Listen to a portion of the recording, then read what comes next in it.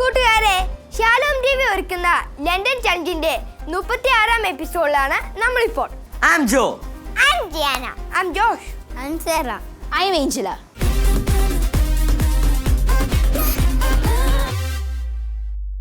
ഇന്നത്തെ science കോർണറിലെ Saint ആരാ? ഇന്നത്തെ സയൻസ് കോർണറിൽ അലിസാൻഡി നമുക്ക് പരിചയപ്പെടുത്താൻ പോകുന്നത് സെയിന്റ് ക്ലാരയെ കുറിച്ചാണ്. അത് എന്റെ വിശുദ്ധയല്ലേ? അയ്യോ, അത് ശരിയാണല്ലോ. ക്ലാര നിന്റെ വിശുദ്ധയാണല്ലോ. അതെ. അപ്പൊ നമുക്ക് നമ്മുടെ സെഗ്മെന്റിലേക്ക് മൂവ് ചെയ്യാം. Science corner.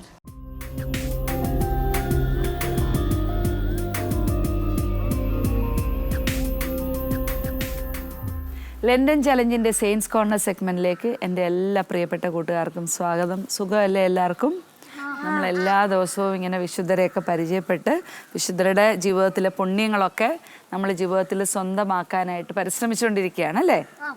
ഇന്ന് നമ്മൾ കേൾക്കാൻ പോകുന്ന ഒരു വിശുദ്ധയെക്കുറിച്ചാണ്. വിശുദ്ധയുടെ പേര് ക്ലാര. ഇംഗ്ലീഷിൽ ക്ലെയർ എന്ന് പറയും. അസീസിയിൽ നിന്നുള്ളൊരു വിശുദ്ധയാണ്. ക്ലാര പുണ്യാളത്തി വളരെ ഭയങ്കര റിച്ച് ആയിട്ടുള്ളൊരു ഫാമിലിയിൽ അംഗമായിരുന്നു. എല്ലാം അടിച്ചു പൊളിച്ച് സന്തോഷമായിട്ട് നിൽക്കുന്ന സമയത്താണ് ക്ലാരയ്ക്ക് പെട്ടെന്നൊരു ദൈവവിളി തോന്നുകയാണ്, എനിക്ക് ഈശോയുടെ മണവാട്ടിയായി തീരണം. അങ്ങനെ ഫ്രാൻസിസ് ഓഫ് അസീസി അല്ലേ, അസീസിയിൽ നിന്നുള്ള ഫ്രാൻസിസ് പുണ്യവാളൻ്റെ ആ വിശുദ്ധൻ്റെ പാത പിന്തുടർന്നാണ് ക്ലാരയും സന്യാസത്തിലേക്ക് പോകുന്നത്. ക്ലാര സന്യാസിനിയായി കഴിഞ്ഞ് ആശ്രമത്തിലായിരിക്കുന്ന സമയത്ത് ക്ലാരയുടെ ഒരു പ്രത്യേകത, ക്ലാര വളരെ സിമ്പിളായിട്ടുള്ള ഒരാളായിരുന്നു. പക്ഷേ ഈശോയിൽ ഭയങ്കര വിശ്വാസമാണ്. പരമാവധി സമയം ദിവ്യകാരുണ്യത്തിൻ്റെ മുമ്പിലിരുന്ന് പ്രാർത്ഥിക്കുമായിരുന്നു. രണ്ട് കുഞ്ഞു സംഭവങ്ങളാണ് പറയുന്നത്. ക്ലാര മഠത്തിൻ്റെ അധിപയായി. നമ്മൾ സുപ്പീരിയർ എന്നൊക്കെ കേട്ടിട്ടില്ലേ? മഠത്തിൽ മദർ സുപ്പീരിയർ എന്നൊക്കെ കേട്ടിട്ടില്ലേ? അങ്ങനെ ക്ലാര മദർ സുപ്പീരിയർ ആയിരിക്കുന്ന സമയത്ത് ക്ലാരയ്ക്ക് ഭയങ്കര വിഷമമായിരുന്നു. അപ്പോൾ ഒരു സുപ്പീരിയർ ആയിരിക്കുമ്പോൾ ബാക്കി എല്ലാവരെയും ഗൈഡ് ചെയ്യണം, അവരുടെ അടുത്ത് ഓരോ കാര്യങ്ങൾ പറഞ്ഞ് ചെയ്യിക്കണം. അപ്പോൾ ചിലപ്പോൾ അവർ തെറ്റൊക്കെ കണ്ടാൽ ഒന്ന് കറക്റ്റ് ചെയ്യേണ്ടി വരും ഇല്ലേ? അപ്പോൾ ക്ലാരയ്ക്ക് ഇതൊക്കെ ഭയങ്കര വിഷമമായിരുന്നു. അപ്പോൾ ഭയങ്കര മടിയായിരുന്നു ആ ഒരു ഉത്തരവാദിത്വം എടുക്കാനായിട്ട്. പക്ഷേ എന്നാലും അനുസരിക്കണം. ആ അനുസരണത്തെ പ്രതി ആ ഉത്തരവാദിത്വം എടുത്തു. അപ്പം ക്ലാരയുടെ മനസ്സിലിങ്ങനെ ചിന്തിക്കുകയാണ്, ഈശോയെ കൂടുതലായിട്ട് നീ എന്നെ സ്നേഹിക്കുന്നത് പോലെ എൻ്റെ ഈ കൂടെയുള്ള സന്യാസിനിമാരെ സ്നേഹിക്കണം. അപ്പം ഞാൻ എന്താ കൂടുതലായിട്ട് ചെയ്യാൻ പറ്റുന്നത്? അങ്ങനെ ക്ലാര ഒരു ദിവസം ഒരു തീരുമാനമെടുത്ത് ഈ മഠത്തിലുള്ള സിസ്റ്റേഴ്സ് എല്ലാവരും കൂടെ പുറത്ത് പോയിട്ട് തിരിച്ചു വരുവാണെങ്കിൽ അവർ വരുന്നത് നോക്കി നിൽക്കും. കാത്തു നിന്നിട്ട് പടിവാതിക്കൽ നിന്നിട്ട് ഇവർ വരുന്ന ഉടനെ ഇവരുടെ കാല് വെള്ളം കരുതിയിട്ടുണ്ടാവും. വെള്ളം കൊണ്ട് ഇവരുടെ കാല് കഴുകി നിലം പറ്റേ വന്നിട്ട് ഇവരുടെ കാലിൻ്റെ പാദം ചുംബിച്ചിട്ടാണ് ഇവരെ ആശ്രമത്തിനുള്ളിലേക്ക് സ്വീകരിച്ചിരുന്നത്. അപ്പം ബാക്കി സിസ്റ്റേഴ്സിന് ഭയങ്കര സങ്കടമാണ്, ഈ മദർ ഇങ്ങനെ കാല് കഴുകി മുത്തുക എന്ന് പറയുമ്പം. അപ്പോൾ ഇവരിങ്ങനെ തടയാനൊക്കെ ശ്രമിക്കും. പക്ഷെ ക്ലാര അത് ചെയ്യുന്നത് ഒരു എളിമ പരിശീലിക്കുന്ന, അതിനേക്കാൾ ഉപരി സ്നേഹം, ക്ലാര അവരെല്ലാം സ്നേഹിക്കുന്നു എന്ന് അവരെ ശരിക്കും ബോധ്യപ്പെടുത്താൻ വേണ്ടിയിട്ട് കൂടിയാണ് അങ്ങനെ ചെയ്യുന്നത്. അതുപോലെ തന്നെ മറ്റൊരിക്കൽ ഈ ആശ്രമത്തിൽ ദാരിദ്ര്യം ഉണ്ടായിരുന്നു ഇവർക്ക്, മര്യാദയ്ക്ക് കഴിക്കാൻ ഭക്ഷണമില്ല. അങ്ങനെ ഒരു ദിവസം ആ കിച്ചണിലുള്ള സിസ്റ്റർ വന്നിട്ട് പറയും, അമ്മേ നമുക്കൊന്നും ഭക്ഷണമില്ല, ആകെപ്പാട് ഒരു കഷ്ണം റൊട്ടിയേ ഉള്ളൂ, നമ്മൾ ഉച്ചയ്ക്ക് എന്ത് ചെയ്യും? അപ്പോൾ ക്ലാര പറയും, വിഷമിക്കേണ്ട, നമുക്ക് അത് മതി, അത് ഈശോ അത് ചെയ്യും. എന്നിട്ട് ക്ലാര ചാപ്പലിൽ പോയിരുന്ന് പ്രാർത്ഥിച്ച് കഴിഞ്ഞ് ഭക്ഷണത്തിന് കുറച്ച് മുന്നേ ആയപ്പോൾ ക്ലാര വന്നിട്ട് ഈ സിസ്റ്ററും ക്ലാരയും മാത്രം വന്നിട്ട് പറയും, ഈശോ 5 അപ്പവും 2 മീനും വർദ്ധിപ്പിച്ച സംഭവം നിങ്ങൾ ബൈബിൾ വായിച്ചിട്ടില്ലേ? എത്ര പേർക്കാണ് കൊടുത്തത്? 5000 പേർക്ക്. ബാക്കി മിച്ചം വന്നതായിരുന്നു അല്ലേ? 5000 പുരുഷന്മാരുണ്ടായിരുന്നു, സ്ത്രീകളും കുട്ടികളും എത്രയുണ്ടെന്ന് എണ്ണമില്ലായിരുന്നു ഇല്ലേ? ബാക്കി വന്നത് 12 കൊട്ട നിറച്ചെന്നാണ് പറഞ്ഞത് അല്ലേ? നിങ്ങളെപ്പോലുള്ള ഒരു കുഞ്ഞ് ഒരു ബാലൻ്റെ കയ്യിലായിരുന്നു 5 അപ്പവും 2 മീനും ഉണ്ടായിരുന്നത് അല്ലേ? നിങ്ങൾ ഓർക്കുന്നില്ലേ? നിങ്ങൾ വായിച്ചിട്ടില്ലേ ആ ഭാഗം? ക്ലാര പറഞ്ഞു, 5 അപ്പവും 2 മീനും വർദ്ധിപ്പിച്ച് എല്ലാവർക്കും കൊടുത്ത് ഈശോയാണ് നമുക്കുള്ളത്, ഇത് നമുക്ക് തികയും. ക്ലാര എന്നിട്ട് പ്ലേറ്റുകൾ എടുത്തിട്ട് ഈ റൊട്ടി ഇങ്ങനെ മുറിച്ച് മുറിച്ച് ഓരോ പ്ലേറ്റിൽ വെക്കാൻ തുടങ്ങി. എന്തോ സംഭവിച്ചിട്ടുണ്ടാവും? റൊട്ടി തീർന്നിട്ടുണ്ടാവുമോ? ഇല്ല, റൊട്ടി തീർന്നിട്ടില്ല അല്ലേ? റൊട്ടി മുറിക്കുന്ന അനുസരിച്ച് ഇങ്ങനെ വന്നുകൊണ്ടിരുന്നു. അങ്ങനെ അവരെല്ലാവരും ഭക്ഷണം കഴിച്ചു. അപ്പോൾ ക്ലാര പുണ്യാളത്തിയുടെ ജീവിതത്തിൽ നിന്ന് നമ്മൾ മനസ്സിലാക്കേണ്ട ഒരു കാര്യം, ഈശോ പണ്ട് അത്ഭുതം പ്രവർത്തിച്ചു പോയത് മാത്രമല്ല, ഈശോ ഇന്നും കൂടെയുണ്ട്. അതേ ശക്തിയോടുകൂടി അതേ സ്നേഹത്തോടു കൂടി ഈശോ നമ്മുടെ കൂടെയുണ്ട്. ആ ഒരു വിശ്വാസം നമുക്കും ഉണ്ടാവണം. എല്ലാവരെയും സ്നേഹിക്കുക അല്ലേ? സ്നേഹിക്കണമെങ്കിൽ നമ്മൾ ഏറ്റവും എളിമയുള്ളവരായിരുന്നിട്ടാണ് സ്നേഹിക്കേണ്ടതെന്ന് ക്ലാര പുണ്യാളത്തി നമ്മളെ പഠിപ്പിക്കുന്നുണ്ട്. അപ്പോൾ നമ്മൾ ഇന്ന് പ്രാർത്ഥിക്കാൻ പോകുന്നത് ഈ മഠത്തിലൊക്കെ പരിശീലനം നേടുന്ന കുറേ പേരുണ്ട് അല്ലേ? നമ്മളെപ്പോലെ സാധാരണ വീട്ടിൽ നിന്നൊക്കെ വളർന്ന് കന്യാസ്ത്രീ ആവാനായിട്ട് പരിശീലനം നേടിക്കൊണ്ടിരിക്കുന്ന എല്ലാവരെയും നമുക്കിന്ന് ഓർക്കാം അല്ലേ? കോൺവെൻറ്റിലായിരിക്കുന്ന എല്ലാവർക്കും വേണ്ടി നമ്മളിന്ന് പ്രാർത്ഥിക്കും. നിങ്ങൾ ചെയ്യില്ലേ?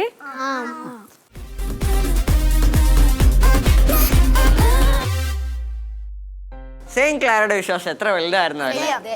ഈശോ അത്ഭുതം പ്രവർത്തിക്കുമെന്ന് സെയിന്റ് ക്ലാര ഉറച്ചു വിശ്വസിച്ചിരുന്നു. ആ വിശ്വാസം നമുക്കും ഉണ്ടാവട്ടെ. കൂട്ടുകാരെ, ഇനി നമുക്ക് ഇന്നത്തെ വചനം പഠിക്കണ്ടേ?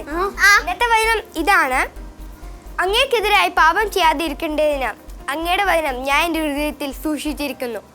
സങ്കീർത്തനം 119:11. കൂട്ടുകാരെ, നമുക്ക് എല്ലാവർക്കും ഒന്നും കൂടി ഒരുമിച്ച് ചെല്ലിയാലോ? അങ്ങേക്കെതിരായി പാപം ചെയ്യാതിരിക്കേണ്ടതിന് അങ്ങേക്കെതിരായി പാപം ചെയ്യാണ്ടിരിക്കുന്നതിന് അങ്ങയുടെ വചനം എന്റെ ഹൃദയത്തിൽ ഞാൻ സൂക്ഷിച്ചിരിക്കുന്നു. സങ്കീർത്തനം 119:11. കൂട്ടുകാരെ, നിങ്ങൾ ഈ വചനം പെട്ടെന്ന് പഠിക്കൂലോ അല്ലേ? കൂട്ടുകാരെ, നിങ്ങൾ അടുത്ത സെഗ്മെന്റിന് വേണ്ടി കാത്തിരിക്കല്ലേ? അതെ. ഈശോ നടന്ന കുറെ സ്ഥലം നമ്മൾ കണ്ടുല്ലേ. ഇനി നമുക്ക് പുതിയ സ്ഥലം കാണാൻ പോവാം. ഫുട് പ്രിന്റ്സ്. നമുക്ക് കാണാം.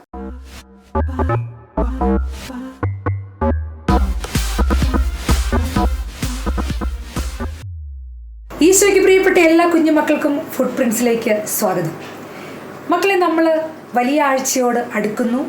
നമ്മൾ ഈശോയുടെ പീഠാനുഭവ യാത്രയിലൂടെയാണ് ഇപ്പോൾ കടന്നു പോകുന്നത്. ലണ്ടൻ ചലഞ്ച് കാണുന്ന, ഫുട് പ്രിന്റ്സ് കാണുന്ന എല്ലാവരും ഭാഗ്യം ചെയ്തവരാണെന്ന് ഞാൻ പറയും.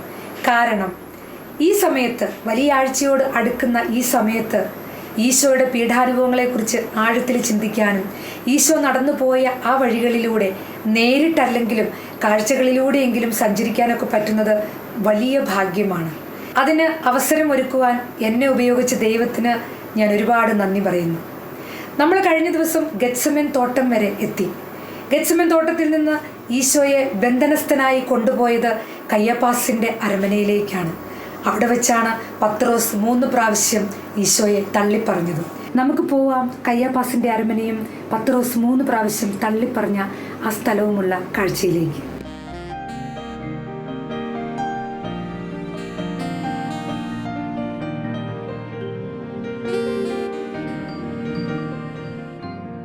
മക്കളെ, ഗെത്സമൻ തോട്ടത്തിൽ പ്രാർത്ഥിച്ചുകൊണ്ടിരുന്ന ഈശോയെ യൂദാസ് ഒറ്റിക്കൊടുക്കുന്നു.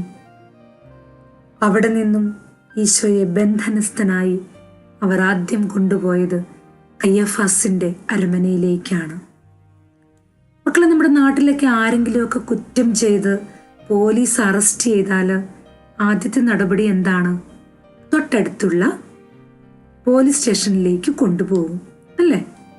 പിന്നീടാണ് കോടതിയിൽ ഹാജരാക്കുന്നതും വിചാരണ നടത്തുന്നതും തെളിവെടുപ്പ് നടത്തുന്നതുമൊക്കെ അല്ലേ? ഇതുപോലെ തന്നെയാണ് ഗെത്സമൻ തോട്ടത്തിൽ നിന്ന് ഈശോയെ അവർ പിടിച്ചു കൊണ്ടുപോയി ആദ്യം അധികാരപരിധിയിൽപ്പെട്ട പ്രധാന ആചാര്യന്റെ വീട്ടിലേക്ക് കൊണ്ടുപോയത്. വിശുദ്ധ ലൂക്കായുടെ സുവിശേഷം 22-ാം അധ്യായം 54 മുതലുള്ള വാക്യങ്ങൾ.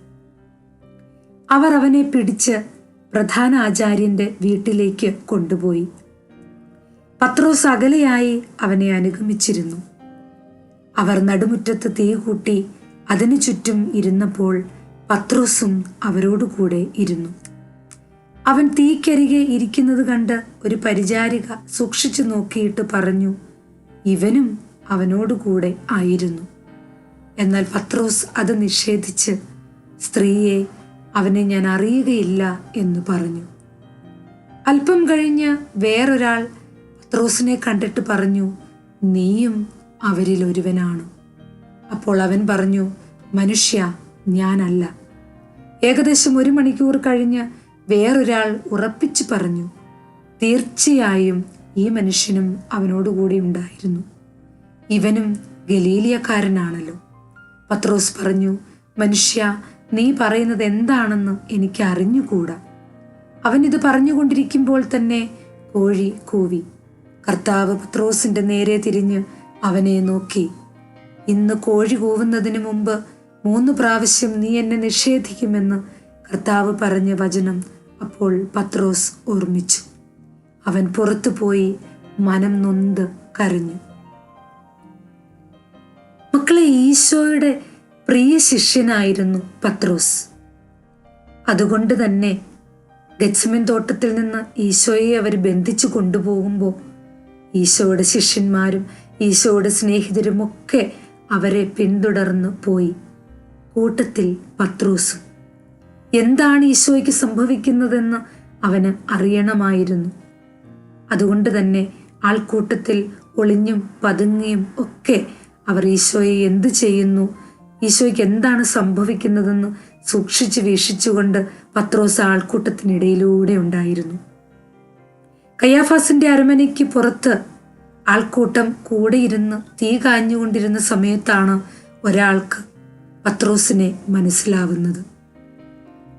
3 പ്രാവശ്യം 3 പേരോട് ഈശോയെ അറിയില്ല എന്ന് പത്രോസ് തള്ളിപ്പറഞ്ഞു.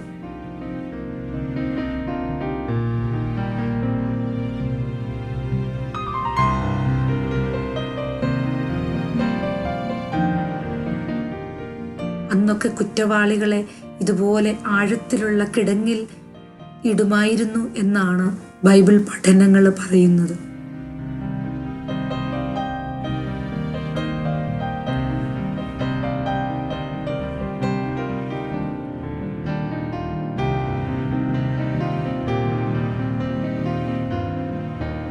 കുറ്റവാളികളെയൊക്കെ ഇടാൻ വേണ്ടിയിട്ടുള്ള അറകളും ജയിൽ മുറികളും ഒക്കെ നമുക്കിവിടെ കാണാം.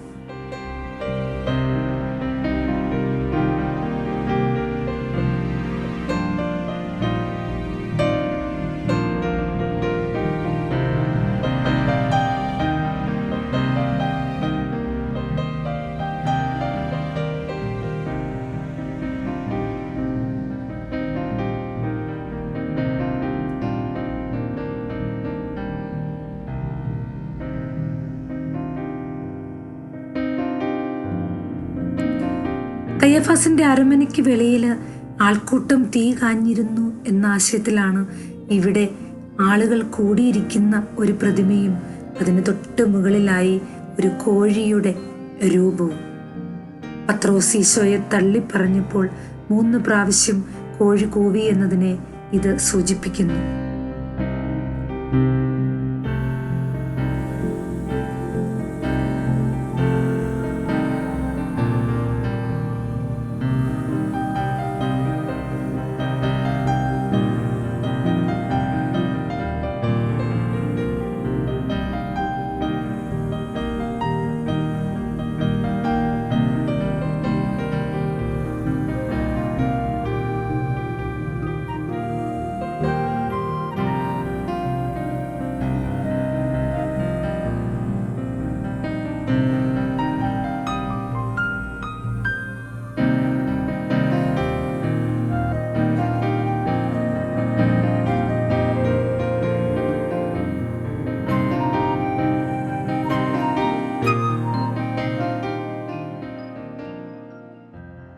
ഈശോയുടെ പീഡാസഹന വഴിയിലൂടെയുള്ള യാത്ര നമുക്ക് തുടരാം. അടുത്ത എപ്പിസോഡിൽ കാണാം. ഈശോ മിശിഹായ്ക്ക് സ്തുതിയായിരിക്കട്ടെ.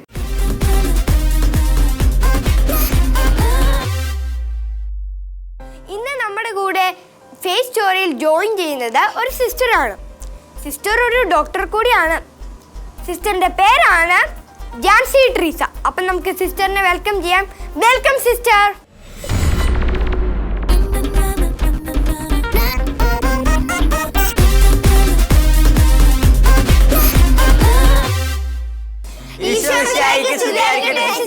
എല്ലായ്പ്പോഴും സ്തുതിയായിരിക്കട്ടെ.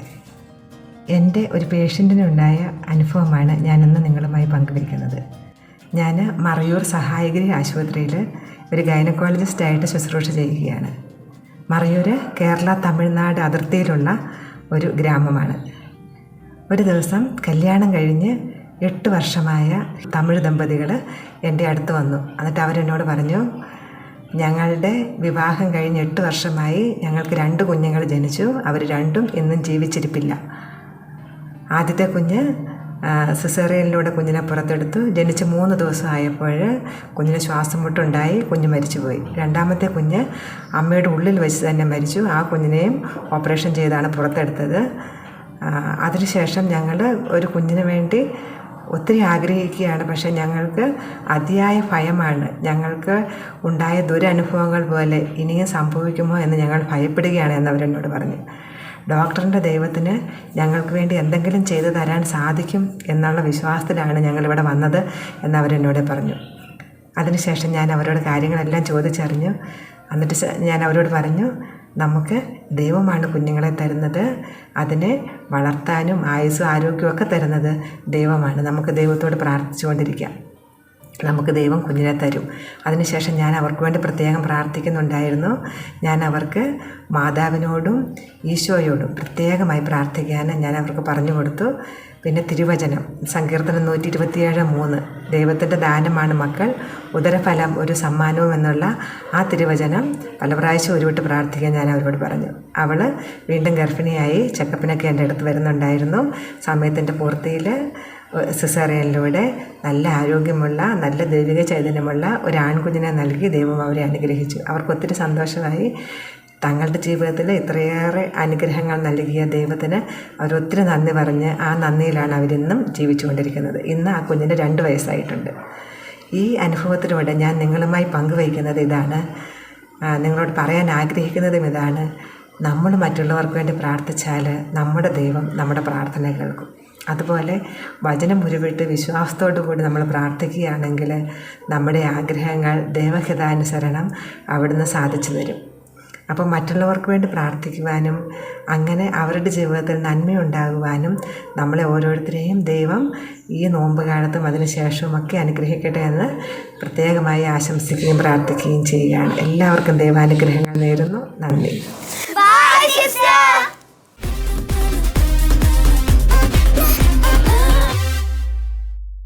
ഇന്നത്തെ ചാലഞ്ച് ഇതാണ്. വിശ്വാസത്തെക്കുറിച്ചുള്ള ഒരു ബൈബിൾ ഭാഗം സ്കിറ്റ് ചെയ്ത് വീഡിയോ അയച്ചു തരിക.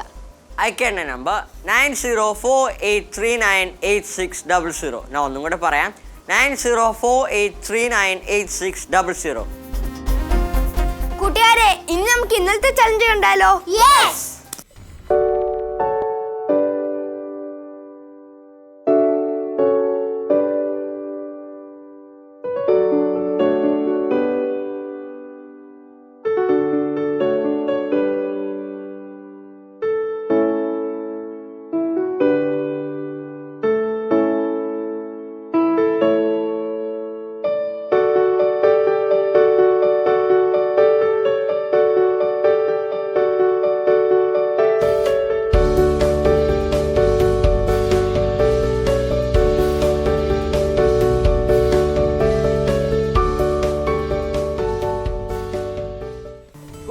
ഇനി പ്രയറിന്റെ ടൈമാണ്. ഇന്ന് നമ്മൾ പ്രാർത്ഥിക്കുന്നത് കോൺവെന്റുകളിൽ സന്യാസ പരിശീലനത്തിനായി നിൽക്കുന്ന സിസ്റ്റേഴ്സിന് വേണ്ടിയാണ്. കണ്ണടയ്ക്കാം, കൈകോർക്കാം.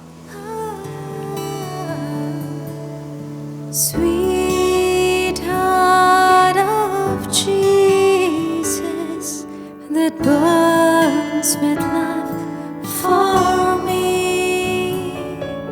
inflame my heart to love you more. Sweetheart of Jesus. കൂട്ടുകാരെ, ഇന്നത്തെ എപ്പിസോഡോടെ വൈൻഡപ്പ് ചെയ്യുവാണ്. നാളെ നമുക്ക് പുതിയ എപ്പിസോഡുമായി വീണ്ടും കാണാം. Until then, take care. By.